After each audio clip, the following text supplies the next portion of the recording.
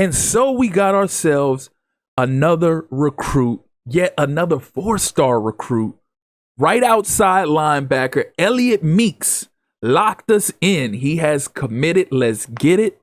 And for some reason, after yet another blowout victory, we've fallen from 2 to 4, which makes no sense. We're on a 9-game win streak, and we jumped all the way up to 2 and was 2 for 2 weeks straight. Now, after another blowout victory, another victory in which we put up 63 points, we've fallen to 4? That doesn't make any sense. Somebody make that make sense. We got Gavin Marcelin, 4 sacks, 4 tackles, 6 tackles for loss, American Defensive Player of the Week, and also National Defensive Player of the Week. Like I said, front runner for the Heisman. We're going to see if he's still in that position because Ndoma had a massive performance as well. American Offensive Player of the Week, 456 yards passing, 7 touchdown passes, 2 rushing on the ground with 2 picks. So we'll see where that lands. And just like I predicted, we will be facing off against Notre Dame in the conference championship. We're number 4. They're number 7. We should be higher than 4. For some reason, they made us fall, which makes no sense. But it's all love. It's all love. It's all good. We in there. It's a bye week. Like I predicted, we having a bye week. I don't know if we'll have a second one before conference championship week. I don't believe so. I think this is the only one. So Notre Dame pulled off the victory over Stanford, 24-12. Conference standings, you see it. We're number 1, 11-1, 8-0 in conference. Notre Dame is 10-2. So as far as top 25 is concerned, did Clemson and Washington jump? You know what? Not even worried about it. Not even worried about it. So Marcelin's still a front runner. Ndoma is still second. He's still a runner-up at the moment. And Duke Willingham, just like I predicted after last game, has climbed his way back into the Heisman race. So, again, we're on a bye week. We got to check. I think this might be our last week to be able to recruit players. So we're going to take a look at that. As far as top stories is concerned, you got, I don't even know how to pronounce that name, but he had a big game for Notre Dame. Washington pulled off the dub over Oregon, 21-14. Let's check out this recruiting. So we got 130 hours to play with for our last week. Again, I'm still keeping those 2 players, BB and Jasmine, up there in hopes that they might flip. But in case they don't, we're going to go ahead and go all in on some of these prospects that we do have left on the board. And we've removed quite a few. So we have 25 out of 35 targets. I might add more to that list. We're going to go ahead and scout some more of these players as well. Let me see where we at. I had scouted some of them, not all the way through. So we got right end Randy Robert. He's a 79 speed. We'll come back to that. Let's see what we got here for right guard. Tyler McNutt, 85 strength. Go ahead and search social media. Did I offer a scholarship to him? I don't think. Yeah, I did offer a scholarship to him. So go ahead and I'm going to come back to him. I'm going to see what I got left in everybody else first. So it's in the house for Emmanuel the second. Let's see. We got 90 hours left to play with. Got to be diligent because, again, like I said, this is the last week. So before I pull the trigger on somebody that I'm not so sure of, I want to be diligent and make sure the players that I am going all in on, I'm making it count. So let's see. Braxton, he's got us lot. Oh, I hope he commits to us. He's right there. Carl Way, he's right there as well. 94 speed, 90 acceleration. If I can get those 2, that'll be clutch as far as the future of my secondary is concerned. So we'll see how that goes. And what do I have? 70 hours left. Let me see. We'll go ahead and advance. I'm going to leave those 70 on the board. Before I do that, Heisman Watch. Oh, I already checked out the Heisman Watch. What am I looking at this for again? Yeah, same thing. Marcelin is the front runner. Ndoma's the runner-up. Willingham is 5th in the standings. So we'll see how that shifts once conference week is done and we get into the college football playoff. So we're going to go ahead and advance. I'm going to see. Maybe I might get another week of. Oh, look, there we go. We got ourselves another commit. Another 4-star commit in cornerback Carl Way from Florida. Ocala, Florida? I don't know how you pronounce that. But Carl Way, 4-star commit. So back-to-back weeks, we get back-to-back 4-star commits. Gotta love it. And they're both on the defense side. So we're going to bolster up our defense. The guy that had us second dropped us to third. So that's cool because the other guys, they have us first.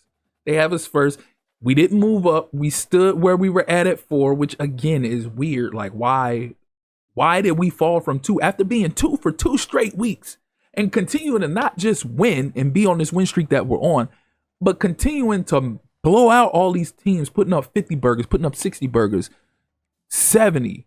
Like, how is this a thing? But it's cool. Because nonetheless, we'll be in the college football playoff. We'll get our get back. Our time is coming. We're going to show and prove. Remember, this is the year we must complete the dynasty. We already won back-to-back natties. We need to complete the dynasty and make it 3 straight. Make it a 3-peat. We got to make it a 3-peat. And then we'll revisit whether or not I might, if Blackman gets the offer, I might dip and go to Boston College. That's the only way I could see you leaving the university, is making him go to his alma mater and rebuilding that university as well. So I think, okay, so we got 260 hours left. Now, they did give us another week to play with as far as recruiting is concerned. I think it's time we go ahead and start removing some of these guys. Obviously, it doesn't look like they're moving. And like I said, I think this might actually be the last week that I can recruit. So doesn't make no sense keeping these guys up on the board when I can add other guys to give attention to. So let's see, Braxton. See, how you say that? Sante Braxton. I'm gonna say Sante Braxton because I don't even like Ciante. So we're gonna say Sante, kind of like a Sante. So I'm messing with it. So he's got 91 acceleration. He's got 93 speed. Zone coverage is 80. Awareness is 64. Play recognition 69. Tackling is 66. Change of direction 91. I mean, he's got a lot of what we need, what we could utilize in our secondary. And like I said, if we can get him and pair him with Carl Way, that would be excellent. So hopefully we can pull him off as well. But let's go ahead and add to that recruiting board, because with the removal of all those players that have us locked out, we currently only have 21 targets out of 35. So we do know that some of these targets have already committed, but I don't think we got the full 15 to 17 that we were looking at bringing in.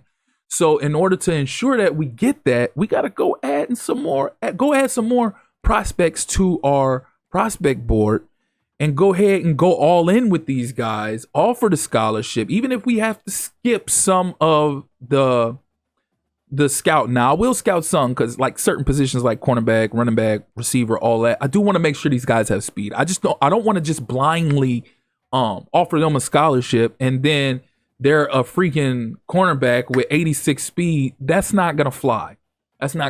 So, all right, 21 out of 35. We need to go ahead and add more guys. What am I doing? I'm bugging out. I'm talking too much. Got me all over the place. I can't even think straight. So let's see. Outside linebacker. So I got one of those right now. So I need to go add another one or two. So let's see where we at. And he's a 4-star. Wait, he's committed. We got him locked in. He's committed. That's Elliott Meeks. I'm tripping. So everybody else that's left at the moment is a 3-star. Doesn't look like we're going to get any better than that. And this is in the recommended pool. We'll go ahead and add Clay.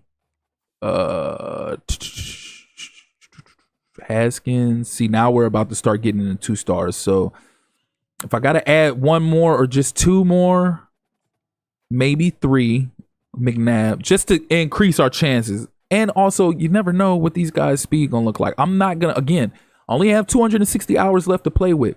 So I'm going to scout enough to see the speed and acceleration, especially at this position, because that's another position that I admire speed at. My linebacker positions, ends, secondary, all of that. Pretty much the only position I don't value speed at is defensive tackle and offensive lineman. Other than that, you gotta have speed. Gotta have speed. Even if I were to pick up a fullback, I'm not big on having fullbacks, whatever. But even if I were to pick up a fullback, I want him to have some kind of speed. I want him to at least be at 85. Like 80 or less, not really rocking with it like Say So. But I don't really recruit fullbacks like Say So anyways. So we're going to go ahead and add some D tackles to the board because we're going to need some tackles. Let's see. Offensively, we'll need 2 tackles and 3 guards. How many tackles and guards do I have on my recruiting board at the moment? So offensive tackles. So we have 3 tackles on the board. None of them committed yet. And we need 2 tackles. So we need to get at least a couple of them. So guards, we need 3. We have 3 on our board, but one of them has us locked out. So we need to go ahead and pump up the speed, pump up the volume on getting these guys. It's in the house, of course, on getting these guys to commit. Like I said, I'm running out of time. This is most likely the last week, so we have to get it out the mud. We have to go ahead and go all in on these guards, these tackles, these players of needs that we haven't completely filled yet for our rosters. So tackle wise, what's his strength? 81. I see why I didn't go all in on him. Let's see, recruit. What's his strength? Oh, he's a gem, and his strength is at 85. So we rocking with it. That's for sure. Send the house. Send everything. Get a DM, search social media. Come to Boca Raton. We need that. We need that. So let's go ahead and scout. Scout. Strength 84. He's not a gem, but he's not a gem. So we'll go ahead and check out Duke some more. But we recruited him already. We scouted him already. His strength, I guess 81 is cool. I'm not sure. Let's see. Let's go ahead and check out the prospect list some more to see if we could find anybody else that might be a gem and also might have higher strength than the guys that we are already looking at. So we have 70 hours left to play with. If we don't use it now, we'll never use it because we'll lose it. There's no more recruiting after this week. At least I believe. I done 3 seasons of this already. You would think I'd remember already, but I'm pretty sure this is going to be the last week. I don't think they let you recruit after conference championship week. I think that's dead. You have, which sucks because I'm probably most likely going to have a bye. So that means after this, I'm going to have 2 buys in a row. So I would need to do something to make time pass. It would be nice to be able to scout, recruit players during this downtime. Hopefully I get another week, but I'm almost for certain this is the last week they'll let me be able to scout and recruit. So that's why I'm trying to get it all out the way now while I have the opportunity, because it's no telling when it is telling when I'm going to get it again in the off season. That's when I'll be able to get it again, go through the final phase of recruitment in the off season. So if we don't do it now, then we'll have to wait. So we're going to go ahead and cut it right there. Again, I appreciate you all for tuning in. If you're here for the first time or you're returning and you haven't liked or subscribed already, please do so. Click that notification tab so you can stay up to speed with this Florida Atlantic Dynasty rebuild, as well as other college football 25 content. Again, I appreciate you all for tuning in. That's been my time. Till next time.